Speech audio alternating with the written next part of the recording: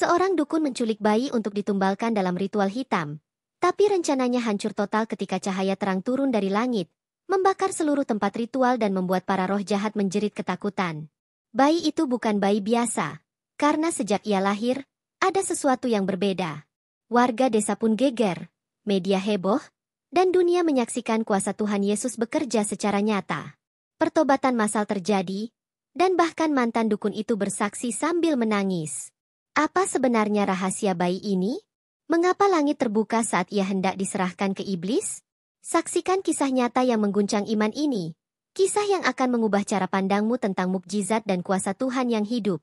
Malam itu sunyi seperti biasa di desa Sidoharjo. Sebuah perkampungan kecil yang terletak jauh dari hiruk-pikuk kota. Di rumah sederhana yang berdiri di pinggir sawah, sepasang suami istri tengah tertidur pulas setelah menidurkan anak mereka yang baru berusia 3 bulan. Tak ada yang mengira bahwa malam itu akan menjadi awal dari mimpi buruk yang mengguncang seluruh desa dan bahkan menggetarkan hati mereka yang mendengarnya dari jauh. Ketika sang ibu terbangun karena firasat yang aneh, ia mendapati buayan bayinya kosong dan pintu rumah menganga lebar. Histeris, sang ibu berteriak memanggil nama anaknya, membuat sang suami terbangun dan turut panik. Mereka memeriksa seluruh penjuru rumah, hingga ke kolong tempat tidur dan belakang rumah, namun tak ada jejak. Suara tangisan sang ibu membelah keheningan malam, membangunkan para tetangga yang segera berdatangan. Warga membantu menyisir area sekitar rumah, menyusuri pematang sawah dan semak belukar dengan senter seadanya, namun tak menemukan apapun. Polisi desa segera dikerahkan, namun mereka pun kebingungan karena tidak ada tanda pembobolan paksa atau barang yang hilang selain sang bayi. Seseorang kemudian berkata bahwa kasus ini terlalu rapi untuk sebuah penculikan biasa. Desas-desus pun mulai beredar bahwa ini bukan kejahatan biasa, melainkan melibatkan hal-hal mistis yang sudah lama tak dibicarakan di desa tersebut.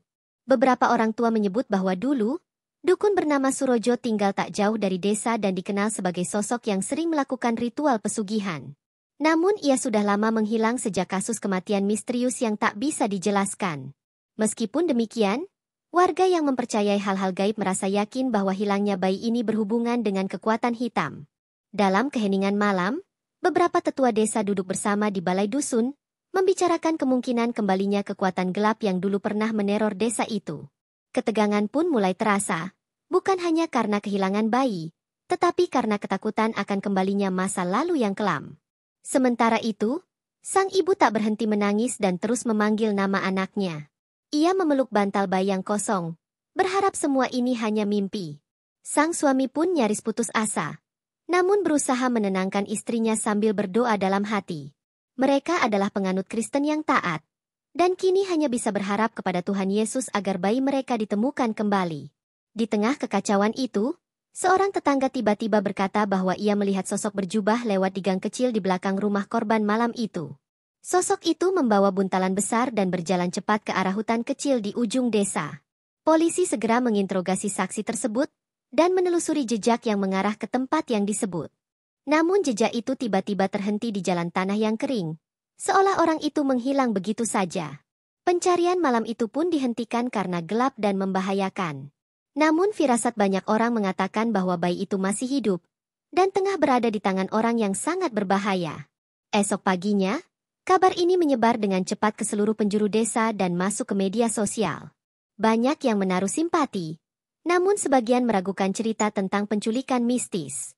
Beberapa menganggap ini hanyalah rekayasa atau kasus penculikan biasa. Namun mereka yang mengenal sejarah kelam desa itu merasa bahwa ini bukan kebetulan. Terlalu banyak kejanggalan yang tak bisa dijelaskan. Malam kedua datang, dan belum ada tanda-tanda keberadaan sang bayi. Sang ibu mulai melemah karena terus menangis dan tak mau makan. Pendeta dari gereja desa datang dan memimpin doa bersama di rumah mereka. Dalam doanya, ia memohon perlindungan dari kuasa kegelapan dan meminta terang Tuhan turun untuk menunjukkan jalan. Saat itulah, sesuatu yang tak biasa mulai terasa di udara.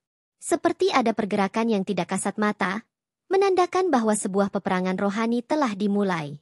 Kisah hilangnya bayi ini bukan lagi sekadar berita kehilangan.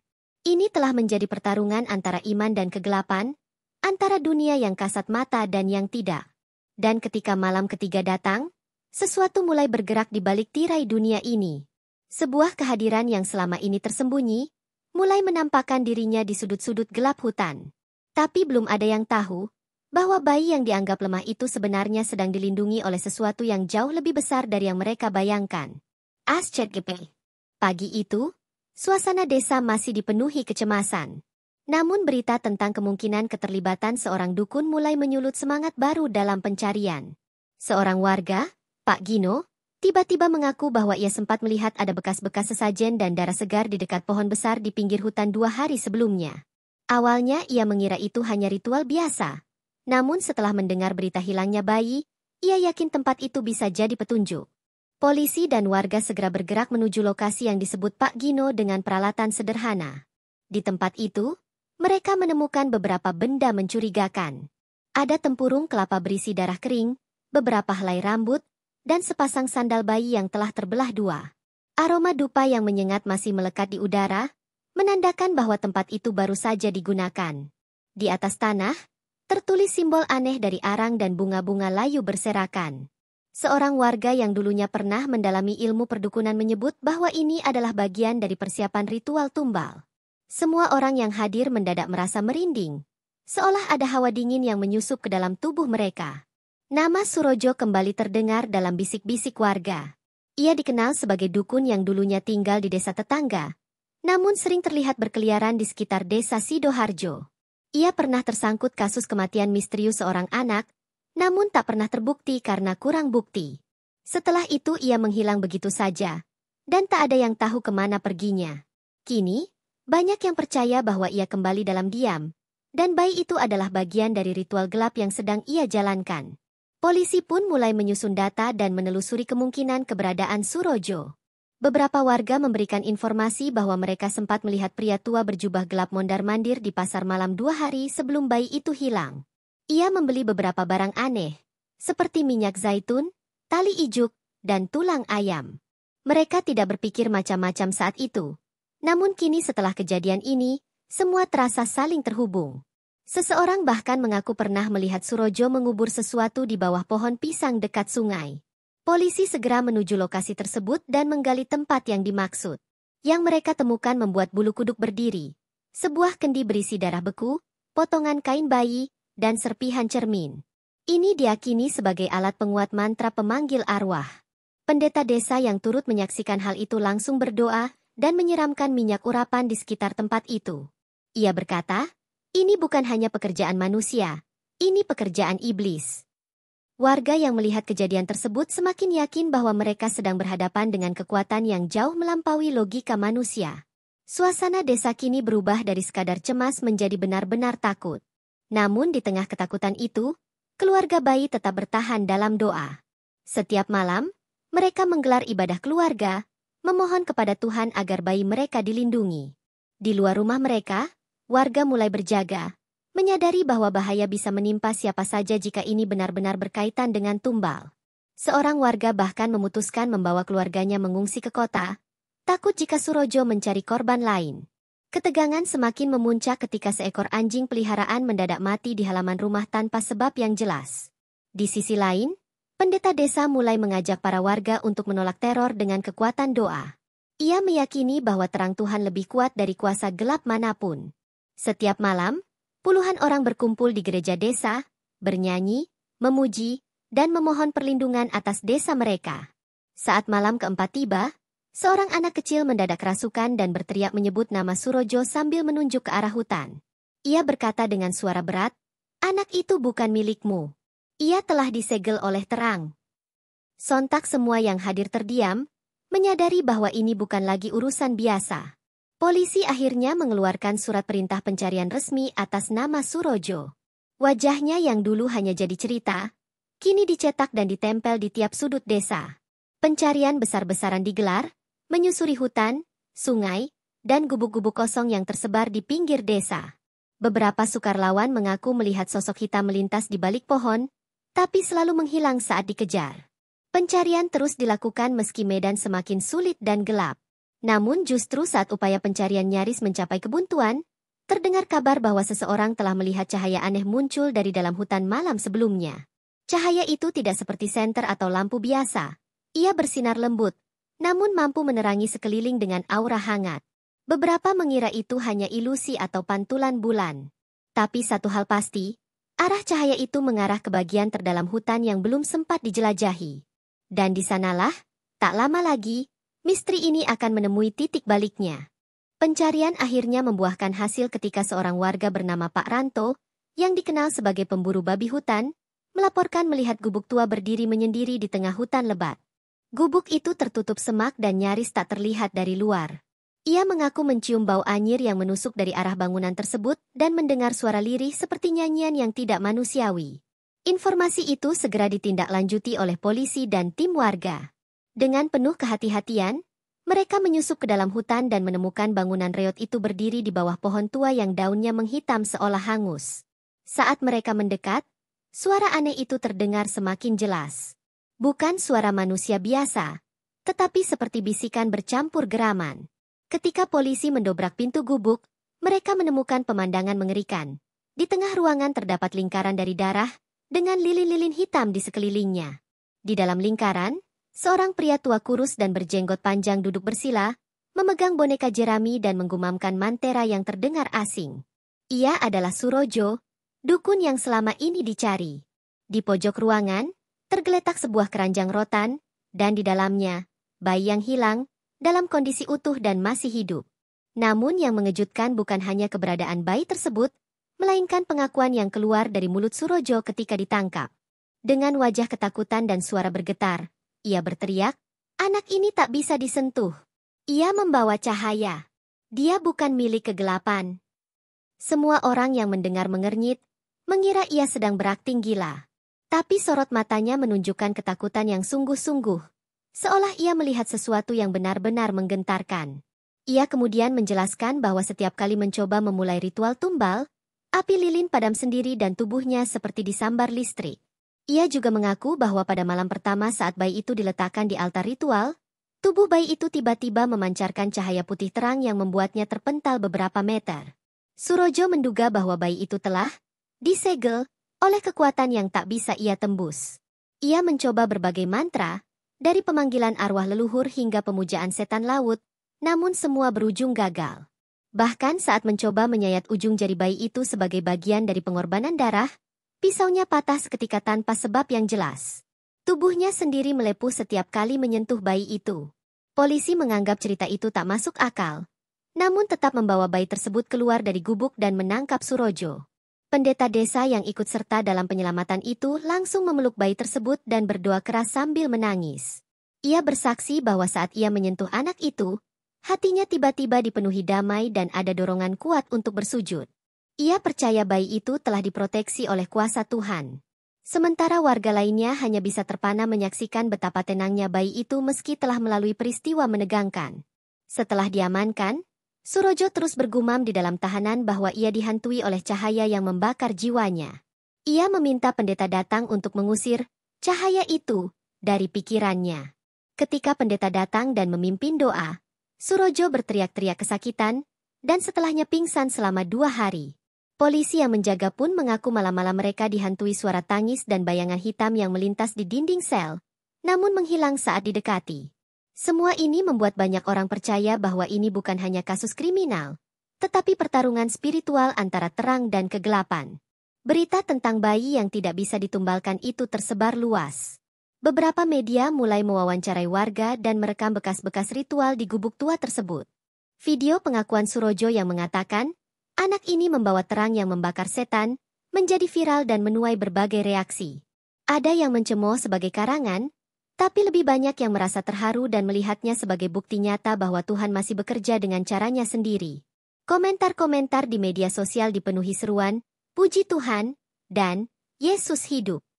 Sementara itu, bayi yang kini sudah kembali ke pelukan ibunya tetap menunjukkan ketenangan luar biasa. Bahkan dokter yang memeriksa menyatakan bahwa tidak ada satupun luka atau tanda dehidrasi pada tubuhnya. Ini mengejutkan mengingat bayi itu berada di tengah hutan selama hampir 5 hari. Banyak orang menyebut bayi itu sebagai anak cahaya atau bayi Tuhan dan melihatnya sebagai simbol kekuatan doa yang tak tergoyahkan. Keluarga bayi pun kini dijaga ketat oleh warga, bukan karena takut ancaman, tapi karena mereka merasa sedang menyaksikan keajaiban hidup yang nyata.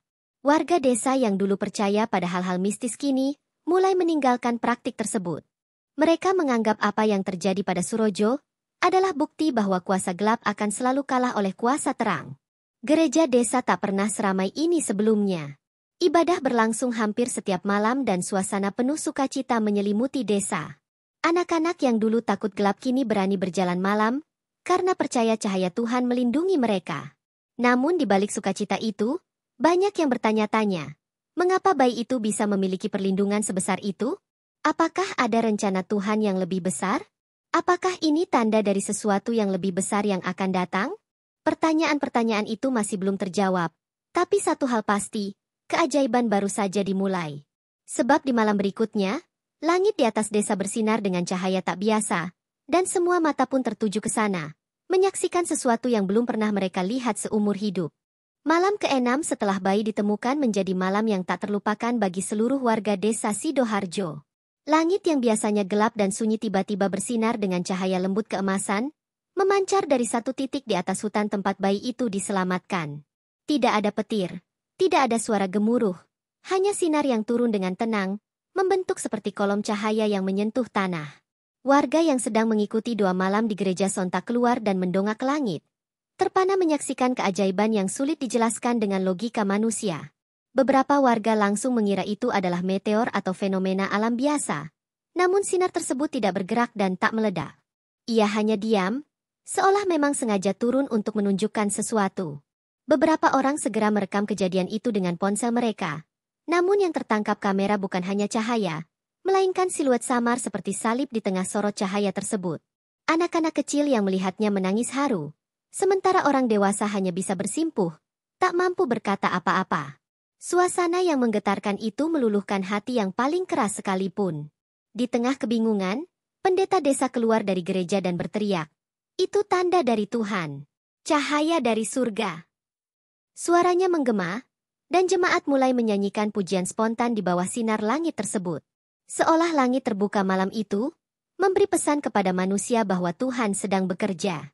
Bahkan mereka yang tadinya ragu dan sinis, mulai merasakan ketukan di hati mereka yang paling dalam. Beberapa orang berlutut di tanah dan menangis sambil mengangkat tangan ke langit. Mengaku telah lama melupakan Tuhan, tapi malam itu mereka percaya kembali. Saat cahaya turun perlahan, seseorang berteriak dari arah hutan. Ia adalah salah satu pemuda desa yang sedang melakukan patroli malam di pinggir hutan. Ia berteriak bahwa ia melihat sesuatu berdiri di tengah cahaya, seperti sosok kecil yang duduk di atas batu besar. Seketika warga berlarian menuju arah suara itu. Dengan membawa obor dan senter, mereka menembus jalan setapak menuju titik sinar itu jatuh. Sesampainya di sana, mereka tertegun. Di atas batu besar yang licin karena lumut, duduk bayi itu, dengan senyum damai di wajahnya. Semua orang membeku. Padahal bayi itu seharusnya sudah bersama ibunya di rumah. Tapi anehnya, si ibu yang menyusul ke tempat kejadian mendapati bahwa ranjang bayinya kosong. Entah bagaimana, bayi itu tiba-tiba berada di tengah hutan lagi, persis di tempat ia ditemukan sebelumnya. Namun kali ini, tubuhnya bercahaya samar, seperti diselimuti cahaya bulan yang hangat. Ibunya menangis saat melihat anaknya dan segera memeluknya. Namun lagi-lagi, bayi itu tetap tenang dan tak sedikit pun menangis. Ia hanya menatap ibunya dengan mata yang bersinar. Seorang warga yang memegang kamera menangis saat melihat bayinya menyentuh wajah ibunya. Dan sesaat kemudian cahaya di langit perlahan surut. Namun sebelum cahaya benar-benar lenyap, semua orang yang hadir melihat dengan mata kepala sendiri. Kilatan salib besar membentuk di langit, lalu perlahan hilang. Bukan kilatan biasa, tapi cahaya terang seperti permata, yang membuat malam terasa seperti siang. Setelah itu, suasana menjadi sunyi, hanya suara jangkrik yang terdengar, seolah langit telah menutup kembali pintunya. Keesokan harinya, video kejadian tersebut viral di media sosial. Banyak yang skeptis, namun tak sedikit pula yang percaya bahwa Tuhan tengah memberikan pesan penting melalui peristiwa ini. Beberapa pemimpin gereja dari kota besar bahkan datang untuk menyaksikan sendiri lokasi kejadian. Mereka membawa tim dokumentasi dan menyatakan bahwa apa yang terjadi adalah manifestasi nyata dari kuasa Tuhan Yesus. Mereka menyebut kejadian ini sebagai The Light of Grace, cahaya anugerah, dan menyarankan untuk menjadikan tempat itu sebagai situs rohani. Pakar cuaca yang diwawancarai media lokal tak bisa menjelaskan fenomena cahaya tersebut. Menurut mereka, Tidak ada aktivitas atmosfer yang menunjukkan kehadiran aurora atau meteor pada waktu itu. Kami tidak bisa memberi penjelasan ilmiah, ujar salah satu ahli cuaca dari kota. Hal ini justru semakin memperkuat keyakinan masyarakat bahwa cahaya itu adalah mukjizat, bukan fenomena biasa. Pendeta desa mengatakan dalam khotbahnya, ketika sains diam, iman bersaksi. Pasca kejadian itu, gereja desa dipenuhi oleh para peziarah dari luar kota. Orang-orang datang membawa anak-anak mereka, berharap dapat berdoa di tempat bayi itu duduk. Sang bayi, yang kini diberi nama Emmanuel oleh orang tuanya, yang berarti Tuhan beserta kita, menjadi simbol kasih dan kuasa ilahi yang nyata. Ia tak hanya kembali dari penculikan, tapi membawa pesan surgawi yang mengguncang iman banyak orang. Bahkan yang tak percaya, mulai bertanya-tanya, mungkinkah Tuhan masih menyapa manusia di zaman ini? Dalam hitungan hari, desa Sidoharjo berubah menjadi tempat perenungan dan pertobatan massal. Di tengah kesederhanaan desa itu, Tuhan seolah memilih tempat dan momen paling sunyi untuk menunjukkan terangnya. Dan yang paling menggetarkan adalah kenyataan bahwa semua ini dimulai dari seorang bayi biasa, yang ternyata membawa misi luar biasa. Orang-orang yang dulu mengandalkan kekuatan gelap kini beralih kepada terang, karena mereka sendiri telah menyaksikan bahwa ketika Tuhan turun tangan, tidak ada satupun kegelapan yang bisa bertahan. ASCGP. Setelah malam penuh keajaiban itu, bayi Emmanuel akhirnya benar-benar dibawa kembali ke rumah oleh ibunya. Kali ini, seluruh desa mengiringinya dengan sukacita, seolah sedang menyambut raja kecil yang baru saja pulang dari surga. Sang ibu memeluk anaknya erat-erat, tak henti-hentinya menangis, bukan karena takut, tapi karena syukur yang meluap dari lubuk hatinya.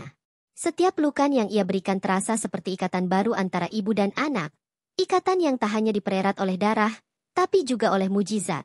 Sesampainya di rumah, doa syukur dipanjatkan bersama oleh para tetangga dan jemaat gereja. Pendeta desa memimpin ibadah spontan yang dipenuhi pujian dan air mata haru. Ia menyebut Emmanuel sebagai bukti bahwa Tuhan mendengar doa dan melihat air mata umatnya. Sang bayi, yang seharusnya trauma, justru tertidur pulas di pelukan ibunya sepanjang ibadah berlangsung. Bahkan dokter yang datang memeriksa menyatakan bahwa kondisi fisik bayi itu sempurna, seolah tak pernah mengalami penculikan atau kelaparan sedikitpun. Berita mengenai kembalinya bayi ini semakin menyebar luas, dan banyak media besar datang untuk meliput. Namun keluarga sang bayi menolak eksposur yang berlebihan. Mereka ingin tetap hidup sederhana dan menjadikan kisah ini sebagai kesaksian iman, bukan tontonan sensasional. Meski begitu, warga tetap berdatangan, ingin melihat langsung bayi yang diakini telah disentuh cahaya Tuhan. Rumah keluarga itu kini dijaga bergiliran oleh warga sebagai bentuk solidaritas dan rasa hormat.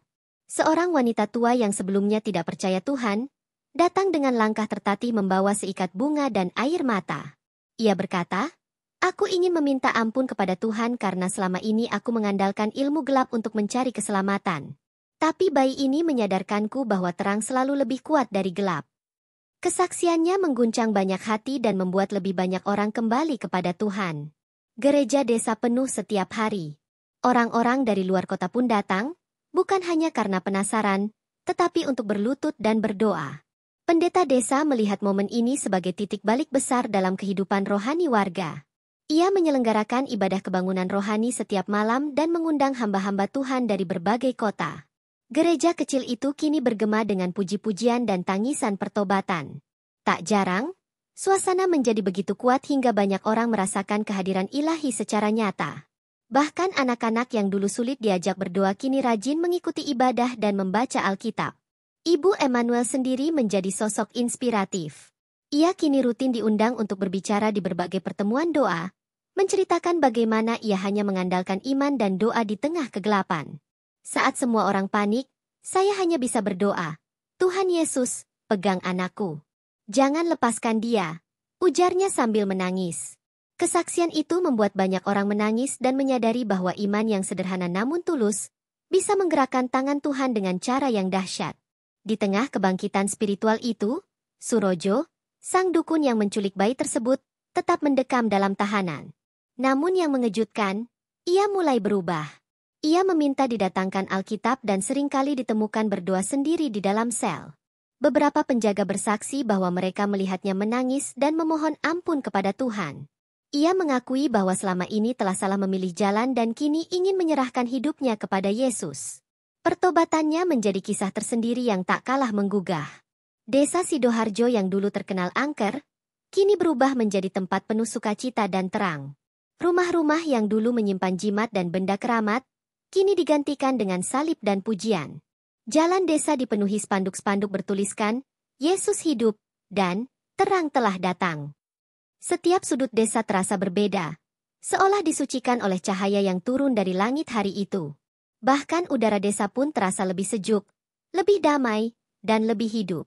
Pemerintah daerah yang awalnya skeptis, kini ikut mendukung penuh gerakan rohani di desa tersebut.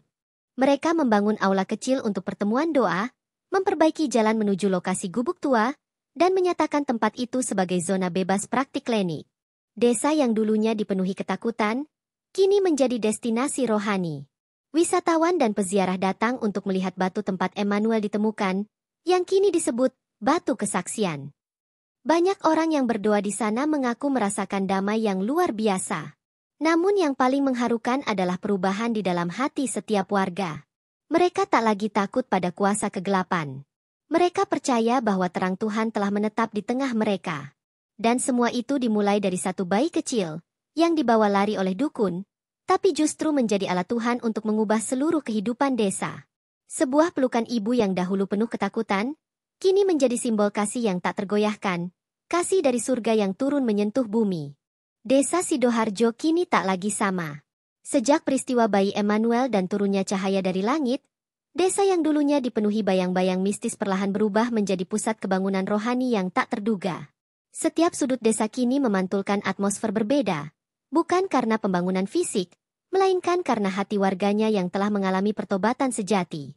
Dulu, malam-malam di desa selalu dibayangi ketakutan akan makhluk halus, bisik-bisik gaib, atau ritual tersembunyi. Tapi kini, suara pujian dan doa justru menggema dari rumah-rumah kecil di sepanjang jalan desa. Banyak dari warga yang sebelumnya percaya pada jimat, mantra, dan dukun kini membuang benda-benda itu ke dalam api pembakaran yang dibuat di tengah lapangan desa. Di sanalah mereka berkumpul, satu persatu melepaskan belenggu masa lalu. Ada yang membakar kitab mantra turun-temurun, ada pula yang menangis sambil menyerahkan kalung dan cincin keramat yang dulu mereka percaya bisa membawa kekayaan atau perlindungan. Api itu bukan sekadar kobaran biasa. Ia menjadi simbol pemutusan dari masa lalu yang gelap menuju masa depan yang diterangi cahaya Tuhan. Salah satu peristiwa paling menyentuh adalah ketika seorang lelaki bernama Pak Wijaya, yang dulu dikenal sebagai orang terkaya namun paling angkuh karena kekayaannya berasal dari pesugihan, berdiri di depan warga dan mengaku bahwa hartanya diperoleh dari tumbal yang dulu ia berikan ke dukun yang sama, Surojo. Dengan suara gemetar dan air mata yang tak terbendung, ia menyerahkan seluruh hartanya kepada gereja dan anak-anak yatim. Aku memilih hidup bersih dan terang, katanya di hadapan semua orang, disambut dengan pelukan dan tangisan warga yang dulu membencinya. Ibadah mingguan di gereja desa tak lagi cukup menampung jemaat. Pendeta desa pun membuka sesi ibadah tambahan setiap malam. Banyak keluarga yang dulu tercerai berai kini dipulihkan, duduk bersama dalam ibadah dan memeluk satu sama lain dalam damai. Anak-anak sekolah mulai menghafal ayat-ayat Alkitab sebagai pengganti lagu-lagu duniawi yang biasa mereka nyanyikan. Bahkan guru-guru di sekolah dasar desa mulai mengawali pelajaran dengan doa, sebuah hal yang dulu dianggap tabu karena kekhawatiran pada kekuatan gaib yang bisa tersinggung. Sementara itu, keluarga Emmanuel menjadi simbol kasih dan harapan. Sang bayi, yang dulu nyaris dijadikan tumbal, kini tumbuh sehat dan riang. Banyak orang yang bersaksi bahwa hanya dengan memegang tangan bayi itu, mereka merasa damai dan tak lagi diganggu mimpi buruk. Tentu bukan karena kekuatan si bayi itu sendiri, tapi karena mereka percaya bahwa tangan Tuhan pernah turun melindungi anak itu secara langsung. Emmanuel kerap dibawa oleh ibunya ke berbagai persekutuan doa, tidak untuk dipamerkan, tetapi untuk menunjukkan bahwa Tuhan nyata dan Dia peduli. Perubahan juga terasa di antara pemuda desa. Mereka yang dulunya sering berkumpul untuk mabuk atau berjudi, kini memilih menghabiskan malam dengan latihan paduan suara gereja dan kegiatan pelayanan. Beberapa dari mereka bahkan memutuskan untuk menjadi pendeta atau pelayan Tuhan. Perubahan ini tidak datang karena paksaan, melainkan karena kesadaran yang mendalam setelah menyaksikan sendiri peristiwa-peristiwa ajaib yang terjadi di desa mereka. Mereka merasa diberi kesempatan kedua untuk menjalani hidup yang benar. Batu tempat Emmanuel ditemukan kini dipagari dan dirawat sebagai tempat bersejarah. Orang-orang datang dari berbagai kota, bahkan luar pulau, hanya untuk duduk di sana, berdoa, dan merasakan ketenangan. Beberapa pengunjung bersaksi bahwa di tempat itu, mereka mendapat jawaban doa, kesembuhan, dan bahkan penglihatan rohani. Pendeta desa selalu menekankan bahwa bukan batunya yang berkuasa, tapi iman yang dibangkitkan oleh kesaksian di baliknya. Batu ini menjadi saksi, bukan berhala, ujarnya dalam salah satu khotbah terbukanya. Pemerintah daerah akhirnya ikut turun tangan dan mengesahkan desa Sidoharjo sebagai kawasan wisata rohani. Jalanan diperbaiki, tempat peristirahatan dibangun, dan pusat pelayanan doa dibuka. Hal yang mengejutkan adalah, tidak ada satupun warga yang menolak. Semua menyambut perubahan ini sebagai bagian dari anugerah Tuhan. Mereka sadar bahwa perubahan hati dan iman mereka telah membawa berkat yang melimpah, bukan hanya secara rohani, tapi juga dalam kehidupan sehari-hari mereka. Dalam waktu singkat, desa Sidoharjo yang dulu tertutup dan gelap kini menjadi terang di tengah dunia. Kisah tentang bayi Emmanuel dan cahaya dari langit menjadi inspirasi yang ditulis di banyak artikel, blog rohani, bahkan dibukukan oleh penulis Kristen terkenal. Namun warga desa tidak membanggakan diri. Mereka tahu bahwa mereka bukan tokoh utama dalam kisah ini, melainkan Tuhan Yesus sendiri, yang memilih tempat sederhana untuk menunjukkan kasih dan kuasanya yang besar. Dan meski banyak yang datang dan pergi, warga Sidoharjo terus menjaga api iman itu tetap menyala. Mereka tahu bahwa mukjizat bukan hanya untuk satu waktu, tapi untuk setiap hari, selama mereka tetap setia. Desa yang dulu dicap sebagai tempat berbahaya, kini dikenal sebagai desa terang. Bukan karena lampu-lampu, tapi karena cahaya Tuhan telah menetap di hati mereka. Dan dari tempat sederhana itu, terang Tuhan mulai menyebar, dari satu bayi kecil, ke seluruh dunia yang sedang haus akan keajaiban. ASCGP. Kisah ajaib di desa Sidoharjo tidak berhenti hanya pada perubahan lokal semata. Seiring waktu, berita tentang bayi Emmanuel, cahaya dari langit, dan pertobatan massal menyebar ke seluruh penjuru negeri. Media nasional mulai meliput kejadian itu, awalnya dengan skeptisisme, namun berubah menjadi rasa penasaran mendalam setelah banyak bukti nyata muncul. Kesembuhan tanpa sebab medis, pertobatan mendadak dari para kriminal, hingga pengakuan para mantan dukun yang menyerahkan hidup mereka kepada Tuhan. Indonesia yang begitu besar ini tiba-tiba menyorot sebuah desa kecil yang bahkan sebelumnya tidak ada dalam peta wisata atau ziarah manapun. Gereja-gereja mulai mengirim tim pelayanan ke Sidoharjo untuk belajar dan mendengar langsung kesaksian dari para saksi hidup. Banyak pendeta yang mengakui bahwa mereka sendiri merasa rohnya disentuh lebih dalam setelah menginjakan kaki di desa itu. Bahkan para pemimpin gereja internasional mulai datang, menyebut Sidoharjo sebagai tempat penginjilan yang dilawat secara khusus. Mereka tidak datang untuk sekadar mengambil bagian dalam kejayaan, melainkan untuk mencari api yang sama agar bisa dibawa ke negeri asal mereka. Yang mengejutkan adalah, anak-anak muda dari Sidoharjo mulai bermunculan sebagai penginjil dan misionaris dadakan. Mereka bukan lulusan teologi, tapi mulut mereka dipenuhi hikmat dan kasih yang murni. Mereka berjalan dari kota ke kota, dari pulau ke pulau, hanya dengan membawa Alkitab dan kesaksian tentang apa yang Tuhan lakukan lewat bayi yang nyaris dikorbankan itu.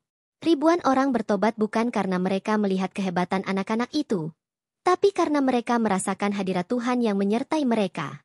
Emmanuel sendiri tumbuh sebagai anak yang penuh damai. Meski masih bayi, kehadirannya dalam suatu ruangan seperti membawa ketenangan dan hadirat Tuhan yang kuat. Banyak orang menyebutnya sebagai tanda, bukan juru selamat, tapi simbol nyata bahwa Tuhan Yesus masih bekerja di zaman ini. Tidak sedikit yang mencoba mengeksploitasi nama Emmanuel untuk kepentingan pribadi, namun selalu gagal. Seolah-olah ada perlindungan ilahi yang menolak setiap upaya manipulatif terhadap kisahnya. Pemerintah pusat akhirnya memberikan perhatian khusus terhadap peristiwa ini. Kementerian Sosial dan Kementerian Agama mengirim tim gabungan untuk meneliti peristiwa yang mereka anggap anomali spiritual yang membangun.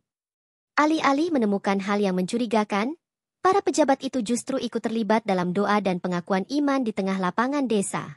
Sebuah kejadian langka terjadi ketika seorang pejabat tinggi bersaksi bahwa ia bermimpi Yesus datang dan berkata, "Aku menyentuh negeri ini dari tempat yang tak disangka." Mimpi itu menjadi berita besar dan semakin membakar semangat kebangunan rohani nasional. Banyak tempat di Indonesia mulai mengalami hal serupa. Pertobatan massal, mimpi-mimpi ilahi, pertemuan doa yang tidak bisa dihentikan, dan pemulihan hubungan keluarga yang ajaib. Semua itu bermula dari satu bayi, satu peristiwa, dan satu cahaya dari langit. Beberapa orang menyebutnya sebagai gelombang kebangkitan terakhir sebelum Tuhan datang. Apapun sebutannya, satu hal pasti, Indonesia sedang dilawat. Di tengah semua itu, Dukun Surojo yang telah bertobat kini menjadi saksi hidup paling dihormati. Ia bercerita dengan penuh tangis bahwa apa yang dilakukannya dulu didasari ketakutan dan kehausan kekuasaan, tapi Tuhan tidak membalas dengan hukuman, melainkan dengan kasih. Ia kini mengajar anak-anak muda tentang bahaya ilmu hitam dan bagaimana hanya kasih Kristus yang mampu melepaskan seseorang dari belenggu iblis. Banyak mantan pelaku okultisme dari berbagai daerah datang padanya untuk meminta doa dan bimbingan. Orang tua Emmanuel juga tidak menjadikan anak mereka sebagai pusat perhatian. Mereka hidup sederhana, menolak banyak tawaran untuk tampil di TV atau menjadi ikon. Mereka hanya ingin satu hal, supaya nama Tuhan dimuliakan. Bayi ini milik Tuhan, bukan milik dunia, ujar ayahnya dalam sebuah wawancara terbatas. Pernyataan itu membuat banyak orang terharu karena mereka melihat bahwa kuasa sejati bukan untuk dikomersialkan, tapi untuk menyelamatkan. Akhirnya, Desa Sidoharjo menjadi simbol bahwa Tuhan bisa memakai tempat paling kecil, orang paling biasa, dan situasi paling mengerikan untuk menghadirkan kemuliaannya. Cahaya yang turun dari langit tidak hanya menyelamatkan satu bayi, tetapi juga membakar semangat kebangunan bagi satu bangsa. Dan dari satu titik kecil itu, api kasih dan iman menyebar, bukan dengan kekuatan manusia, tapi dengan roh Allah yang bergerak tanpa batas. Inilah awal dari sesuatu yang lebih besar, karena ketika Tuhan campur tangan, tidak ada yang bisa tetap sama. ASCGP. Dari rencana gelap yang nyaris merenggut nyawa seorang bayi tak berdosa, Tuhan justru menyatakan kuasa dan kasih-Nya yang menggetarkan langit dan bumi. Cahaya yang turun dari surga bukan hanya menggagalkan tumbal, tapi membakar dosa, menggugah hati yang mati, dan menyalakan api kebangunan di seantero negeri. Desa yang dulu tak dikenal kini menjadi titik awal transformasi rohani, dan bayi yang nyaris dikorbankan menjadi simbol kasih ilahi yang tak bisa ditandingi oleh kegelapan manapun. Inilah bukti nyata bahwa ketika rencana iblis datang seperti banjir, Roh Tuhan akan mengangkat panji kemenangannya.